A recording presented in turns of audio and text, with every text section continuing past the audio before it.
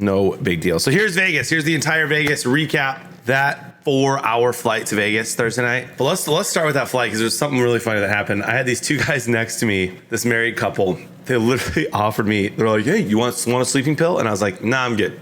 And he's like, you passed the test. Don't take drugs from strangers. I'm like, well, what if I would have said yes? You know, what would you have done? I found the Thursday night football game. So now I'm watching Lord of the Rings, Rings of Power. I've got the game on. I'm on my way to Vegas. I'm all kinds of hype.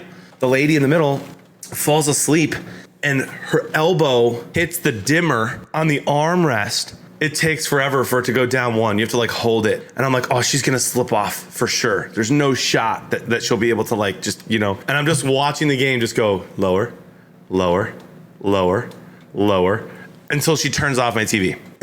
So now I have a choice. Like the normal thing to do in the situation is probably, you know, tap her shoulder and be like, excuse me. And then just be like, just so you know, like, I need to put the game back on, you know? And I certainly that's probably how I would have handled it if the Lions were on TV, if the Lions were doing it, but it wasn't the Lions. So I was like, oh, I don't care that much, but it'd be nice to watch it and make the flight a lot. So instead of just being normal and tapping her and saying, excuse me, I decide to fake sneeze, to wake her up. So I'm literally just sitting there. I just go, achoo! And she just freaks out. As soon as she does that, I move my hand by the dimmer, hit the dimmer up all the way, and we were good the rest of the way. So that was my flight there. So we show up, I get my bags. Jess tells me that the place that they're staying at is gonna send me a limo, which is super cool. So they sent me this limo, which was very fun. And it's like a 10-minute drive. The limo driver was very nice. He's showing me the strip. He's showing me there's gonna be like a Formula One race, like down the main street in Vegas coming up soon. So they're like building a whole bunch of stuff for that. And then we show up and they take me to their host, right? And then Jess immediately welcomes me, shows me where Ty's at. I say hi to Jess and Ty, shows me my room. We drop stuff off, grab a drink. And Thursday night is just, I get to see the Aria, which is where we're staying. It was absolutely beautiful. It has this unique smell to it that I really still can't describe other than sweet. The smell of the Aria, it's different than other casinos there. I only went to a couple, but and we just had an absolute blast on Thursday night. I learned a little bit of craps. We threw some in the slots, but it's mostly just hanging out, having drinks. So the Aria has a Pattis area that had a giant line because we were there for the weekend, right? So there's a Pattis area and people were just in line the entire time. But late at night, it was a shorter line, and we got food, and I had one of the most delicious like Cuban sandwiches ever, and went to bed relatively late. That was probably the latest night we stayed up, probably like 2 Friday. I can't sleep past 4 a.m., so I'm up. And I'm like, I text, and Jess is up, and Ty's up. It's like, oh my gosh, and then their family's coming. So we get downstairs, mimosas and spark plugs. A spark plug is like an espresso little cocktail, which is, I guess, made famous in Vegas by this one lady. And so we're hanging out, we're having fun. I'm watching Ty gamble, throwing some here and there, just chilling, really enjoying Friday. Then I get a poker tournament. Then I took a nap because I was a little sour that I lost. Woke up and went to dinner at Javier's at the Aria, which had the most delicious chips and salsa and the most airy guac I've ever had. Just absolutely delicious, really fun vibes. All of a sudden now it's me, Jess, Ty, our friend Morgan, and Jess's brother Josh, who's a friend of mine too. And so we're just hanging out, having a lot of fun. After dinner, we all do our own thing, just kind of hanging out, trying to win, cheering each other on. So wake up Saturday, and I'm in like a mood I haven't been in. I don't even know. I don't even know the last time that I was in a mood like this because I was so excited for the concert. I'm so excited to see all my favorite bands. For those of you who don't know me like super well or just started following, I'm not kidding when I tell you that like probably 65 to 70% of my favorite bands of all time were at the When We Were Young festival, which is why we were in Vegas. And so I wake up with this crazy new energy. I'm so excited. I'm ready to go. Can't wait to see these bands. Start with coffee instead of mimosas because we're just looking forward to it. We have one mimosa on Saturday. Ty just like, he disappears for like 2 minutes, comes back to the blackjack table. I ask like, hey, what time are we supposed to leave again? What time are we supposed to go to this concert?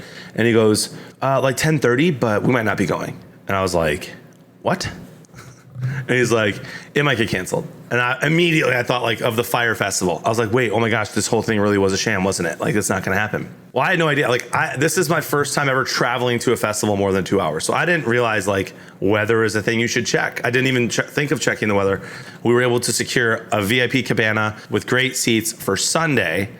But for a moment there on Saturday, it's like, are we even going to see all these bands? And then I just immediately felt heartbreak for everyone who couldn't go. Walked around a little bit at night and kind of called it early because we're like, all right, Sunday we're going to get up, we're going to watch the Lions, and then it's the new festival day. So we're driving to the festival. But I'm telling you, the festival it was, in my opinion, so well organized. The timing of everything, where the stages were in order to see the bands you wanted to see, as long as you weren't trying to get front row, you probably could until later in the night when the whole event was packed. It was probably tough to go from one stage all the way to another, but 2 stages were close to each other here, 2 over here. So it really was well done. So Seosin starts on the main stage, okay? First show of the day, basically, of a big band. Sound wasn't right. I'm like, this could be a disaster. Like, this might be bad. This festival might be bad. Like, holy cow, that does not sound great. Tyler is a very big optimist as well, so he's kind of like, no, it sounds better. I'm like, I don't think it sounds better. Seosin kind of didn't sound great. Also, one note about Seosin and other bands as well, like, you can tell a lot of these guys just became parents in the last 10 years. 15, 20 years it's been for some of these bands, because they were so funny, dude. Seosin just kept being like, let's get our wiggles out. Let's get our wiggles out. It's like, dude, I know that you watch TV shows with your kids that talk about wiggles. And, everyone's like, hydrate, wear sunscreen. It's like, dude, that's not what you were saying at Warped Tour 20 years ago. You know what I'm saying? But anyway, that was fun. So Seosin, I don't think it was their fault. There were sound issues in the main stage. It's 12:45. We've been there for an hour. I'm like, Ty, it's time to just start going back and forth. We got to see all these bands. So Hawthorne Heights, I'd walk across, got great seats. They sounded okay. They love their fans. They played a lot of old stuff. It was fun. And that really got the juices flowing. Kind of like, okay, they sounded good. Like, this is going to be a really cool day.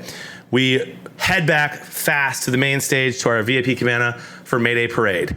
Mayday Parade should have been a headliner of this event. I'm not even kidding you. Oh, by the way, I should have said that. There were a bunch of bands that worked together, including Hawthorne Heights, so huge shout out to them, to put free concerts on Saturday, all day and all night long. So that was very cool. So Mayday Parade, we're in the VIP cabana, they play one song, and Ty and I are like, nope, we're going down to the VIP section, close to the front of the stage to jam, because they sounded perfect. Mayday Parade sounded perfect.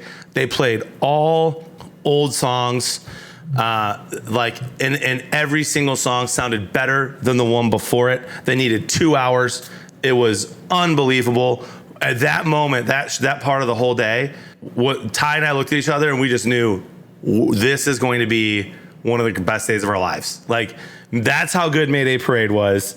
And these bands only get 30 minutes, right? I think a few bands at the very end of the night got longer, but otherwise it's 30 minutes a band, even on the main stages. So Mayday killed it. Then after Mayday, the next stage is right next to us. We're front row, basically VIP for Boys Like Girls. Boys Like Girls is killing it. They're super entertaining. I've seen them live before. They're killing it. So they're playing some songs that we love, but dude, we can't stay there for the entire Boys Like Girls because Starting Line is across the park, and we got to go see Starting Line. You know, tell me what you thought about when you were. Starting Line, one of my favorite bands ever. Haven't gotten to see them live yet. So Ty and I book it over there, and we're just like, please play old songs. Please play old songs, because Hawthorne Heights played a bunch of old songs, but one new one, and the one new one's like, dude, nobody's here for that. Nobody paid for this. It's called the When We Were Young tour, okay? Not the When You Were Relevant tour. Actually, it should have been called When the You Were Relevant tour, but not the Why You're Trying to Be Relevant Now tour. So we go see Starting Line, and they killed it. They absolutely killed it. They sounded perfect. The lead singer just kept being like, I can't believe you guys are here, like, to see us. And we're like, dude, are you kidding me? Like, you're one of the reasons we bought tickets. So they were unreal. He was so thankful and so joyful. They played all their classics, and it was perfect. We chuck it back over to the VIP Cabana to see The Used. The Used should not play at 4:10 p.m. I'm just gonna say that. The Used should only ever play at night. Because like, they were amazing and it was fun and they sounded great, and man, they put on a show. But that is not a 4 p.m. show. Like, that was a little weird. But they sounded great. We watched them from the VIP Cabana so we could eat a little bit, hang out. Because so far to that point, Ty and I have just been literally just grabbing drinks and running around, concert to concert. Then we head right back to the other stage, other side, to see the Maine. Y'all, I don't know if there's any Maine fans in here. Maine. Their first album is a top 10 album for me ever. And they've probably got 6 albums since then, maybe more. And every album I like less and less. It's just not, the nostalgia's not there with their newer stuff. They sound different. They're very talented. They're very clearly incredible musicians. But their first album is unreal, and it's called the When We Were Young tour. They played one song on it. They sounded perfect, but they played one song on their new album. And then they left the fest. So we find this out later. I'll get to this. The Maine leaves the festival, goes to the House of Blues, and charges for a full show and plays all their old stuff at the show that they charged extra for later at the House of Blues. To me, that is not okay, dude. It's not okay. I understand being there, being a business. You're like, okay, let's like try to make the most of it. But like, just dude, people paid to see your old stuff when we were young at that tour. They traveled all over, and you're gonna literally, some of the people maybe had tickets both days and got lucky that they didn't have to just go home Saturday. And then you're gonna charge them now. And I will say, Mayday Parade joined the Maine, and they played that show together at the House of Blues. But at least Mayday killed their When We Were Young. At least they didn't save their old stuff for the show. Like, to me, there's a big difference. So did not enjoy the Maine at all, and was very disappointed that they did that. But keep this in mind as we get later in the day, because it's a funny story. Keep in mind that the Maine did this. All right, Taking Back Sunday. Taking Back Sunday has to be my favorite band that is just the worst I've ever seen live. That guy, that guy, the lead singer of Taking Back Sunday, is the biggest con artist of all time. I don't understand how I don't get it. He's never sounded good. If you just type in like Adam Lazzara on Twitter, and you'll just see everybody roasting him. They're so notorious for being bad live, and they were so bad. I was so annoyed. So anyway, whatever. It was still fun. It's cool. I was like, Ty, let's go watch State Champs. State Champs is amazing. I don't realize how old they were because I got into them recently. They're still a thing. State Champs was really fun. Move over to Checker. So now Tyler and I went from having like the best day ever, the Used was very good, to the Maine, Taking Back Sunday, State Champs that Ty's not that into. So now like 2.5 straight hours of like, and our moods were changing a little bit. Like, okay, can this get back to being fun? Insert All American Rejects, a band that I loved growing up, probably top 5 growing up, but like I felt like I grew out of them, you know, like a little too poppy. So I just stopped listening to their old stuff, even though that stuff's gonna have a huge influence. It had a huge influence on the music I listened to. So our hopes are not high for All American Rejects, and we're like, are we even gonna like know all these songs? Like, it's been so long. They come out, start with like Swing Swing. As soon as they started, I'm looking at Ty, he's looking at me like, we're back. The show is back, the day is saved, this is crazy, they sound great, they're playing bangers. They finished the first song. Meanwhile, I'm looking at Tyler during Swing Swing, and I'm like, the lead singer of All American Rejects looks old. Like, and I don't mean old like, oh wow, he got old. I mean like, no, he looks like he's dying. I was like, he looks, and Tyler kept being like, John, shut up. Like, what are you talking about? Just listen and have fun. We're having fun. And I was like, Tyler, look at his throat. Like, he looks like he's really sick. Like, what? Why does he look so bad? And he has massive gray hair. All right? Massive gray hair. I'm going to show you a picture because eventually it became very clear. I was like, Tyler, I think it's makeup. I was like, I think that he's got makeup on and he's doing this to be funny because he kept making jokes about geezers and like, we're all really old. Dude, check this out. You guys, you're not going to believe this. Check this out. Lead singer of All American Rejects, guys. He dyed his hair gray and paid to have makeup done to make himself look like he was in his 80s. It was all an act. He put on big glasses. It's makeup. It's makeup. And he's got this like shiny green jacket on. Dude, it was unreal. It was so funny. It was so funny. And the jacket, like, dude, it was legitimately hilarious. So I realized that, like, for sure, that that's what's going on. And all of a sudden now Ty and I are like laughing about it. But we had no time to even keep talking about it because he finishes the first song. They finish Swing Swing, which is the song that made them. And he goes, this is what he said. And this is one of my favorite. This is why I say All American Rejects stole the day. Because he gets up there after swing and he goes, I feel like a lot. I'm paraphrasing. I'm sure there's a YouTube video out there and it has a bunch of swears in it, so I'm not going to play it here.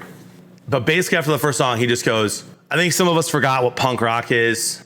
He's like, we are punk rockers. You know, we might be geezers, but we're playing bangers tonight. We're not playing new stuff. This is the When We Were Young tour. We're playing, you're going to know, I'm going to make you 2 promises. We're going to play you you're going to know every song by heart, and we're not going to leave and charge extra to play another show. Dude, throws the main under the bus. Everybody is like screaming about it. And then they go right into like, when you see his face, I hope he gives you hell. Hope he gives you hell. Absolute crazy. And I'm telling you, man, he put on the best show of the day. All American Rejects, the front guy, unbelievable. Yeah, Monday, like just chilled, said bye to everybody, walked around. My favorite bands, All American Rejects #1, Census Fail #2. They both killed it. They killed it. Starting Line, Mayday Parade, Dashboard, if it wasn't for the sound issues, but it wasn't their fault. Just amazing. Amazing. Very thankful to both Jess and Ty. Very thankful to Josh and Morgan for being great. The security for being awesome. Very, very thankful in general to God for the blessing of being able to experience that.